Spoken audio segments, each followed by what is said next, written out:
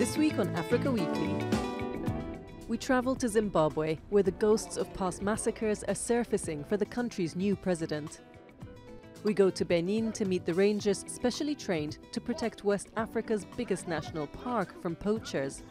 And we meet Octopizzo, the hip-hop star, using his success to break down stigma around the slum he grew up in. But first, a summary of the stories that made the headlines this week. Twin car bombings left at least 37 people dead and dozens wounded in Libya's second city, Benghazi. No one has claimed responsibility for the attack, which took place outside a mosque frequented by jihadist opponents following evening prayers on Tuesday. Sporadic violence has continued despite a period of relative calm in the North African country after military strongman Khalifa Haftar announced Benghazi's liberation from jihadists last July. A crackdown on anti-government marches in the Democratic Republic of Congo turned deadly as at least 6 people were killed, scores injured and dozens arrested when security forces opened fire on Catholic organised rallies against President Joseph Kabila. With the firearms, there were also soldiers. They fired at least 5 bullets. My older sister was among the 5 shot. Although Kabila's constitutional term in office expired last month, the authorities postponed the vote until the end of this year, triggering protests urging the president to publicly declare that he would not stand again. The delay, coupled with mounting violence, has placed Kabila on a collision course with the church, which has a prominent role in the DRC due to its educational and social care work. Former football star George Weah was sworn in as president of Liberia on Monday, taking over from Ellen Johnson Sirleaf and completing the country's first transition between democratically elected leaders in 3 generations. In his inaugural address, he vowed to launch a national debate on the fair sharing of resources. We owe our citizens clarity on fundamental issues such as the land beneath their feet, freedom of speech, and how national resources and responsibility are going to be shaped. Young Liberians are hanging their hopes on Weah, viewing his rise from the slums to success in European football as proof he can also turn around their fragile economy. More than 60% of the country's 4.6 million population is under 25, most of whom are either unemployed or underemployed. Thousands of Togolese women took to the streets of the capital Lome, adding their voices to the growing protests against the government of President Faure Gnassingbé.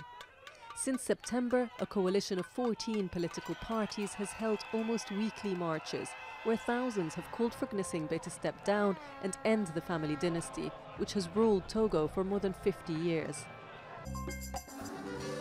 South African jazz legend and anti-apartheid activist Hugh Masekela has died at the age of 78. Masekela fled apartheid South Africa in the early 1960s, not returning until after the release of Nelson Mandela in 1990, 3 decades later.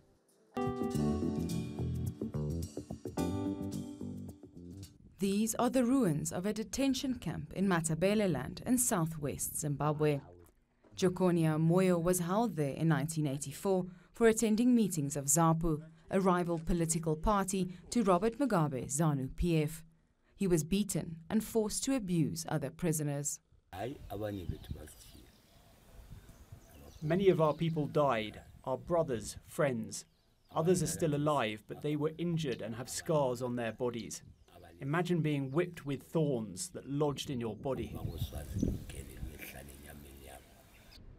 Between 1983 and 1984, around 20,000 Zimbabweans, mostly Ndebele men, women and children, were slaughtered by the Mugabe regime. It was an effort to quash opposition of his own party and became known as the Gukurahundi massacre.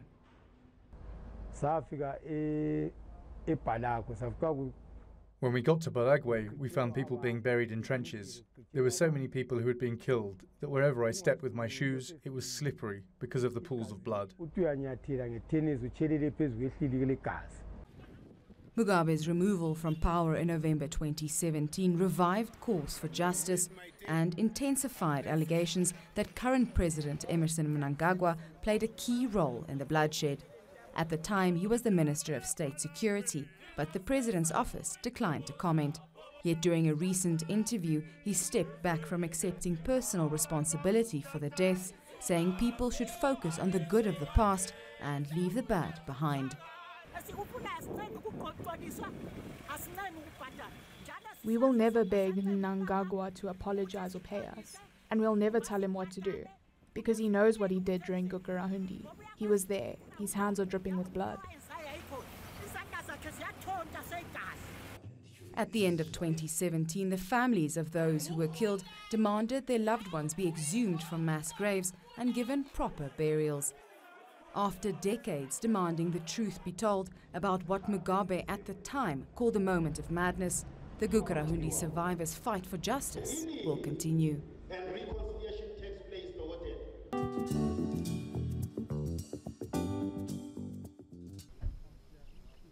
On the alert in Benin's Pendjari National Park. These park rangers have had 2 months of training from former soldiers. Their mission?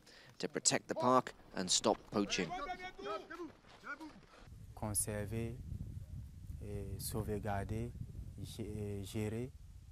Preserve and protect, manage the park's reserves. Beyond that, they've also taught us to adapt certain procedures to stop the poachers.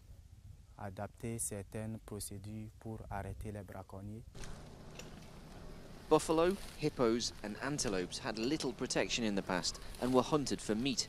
Elephants were also killed for their tusks. To help the rangers, some elephants like this female have been tranquilized and fitted with tracking devices. We mobilized her to put a satellite GPS collar on her to get a better idea of the movements within the park and the bigger park area, and also obviously for better security. Clearly there is poaching of elephants and we want to know where they are and know how to give them better security, provide better security. Nearly 1,700 elephants roam in Pendjari, the most in any national park in West Africa. But the illicit trade in ivory is a constant threat. As a result, protecting elephants is at the heart of the park management policy. Elephant conservation in Pendjari and for African parks is very much an advantage for all the protected spaces in West Africa, as they will eventually be repopulated in the future with the elephants that we have saved here. Pendjari aims to double its population of animals in the next 10 years. The plan is to introduce rhinos and wild dogs, and that will mean more rangers needed to protect them.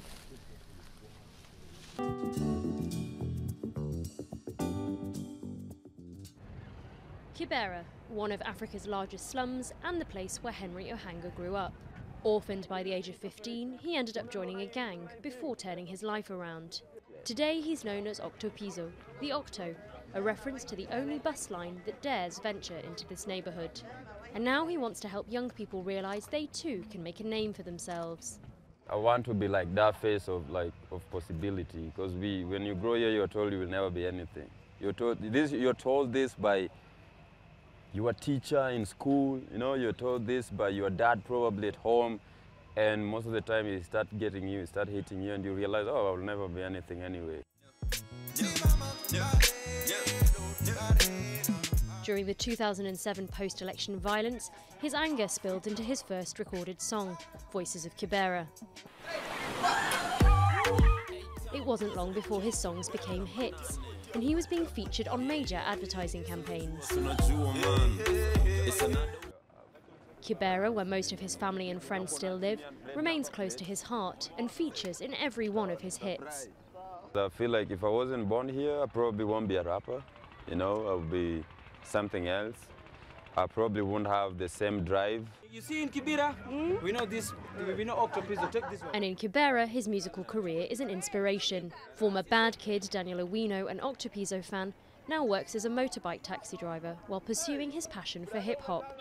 When I saw that boy now, he's living larger than life, I felt like I will make it even me one day, because we were with Octopizo just down here in the slum, Thanks to Octopizo, Owino has already recorded 13 songs. And meanwhile, his mentor is recording a new album.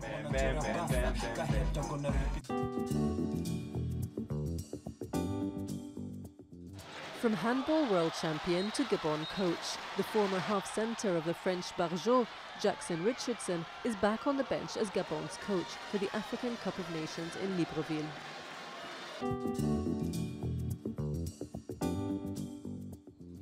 Next week we visit a leprosy clinic in Madagascar, where deep stigma means that many of those affected don't get help until it's too late. That's all from us at Africa Weekly. Until next week.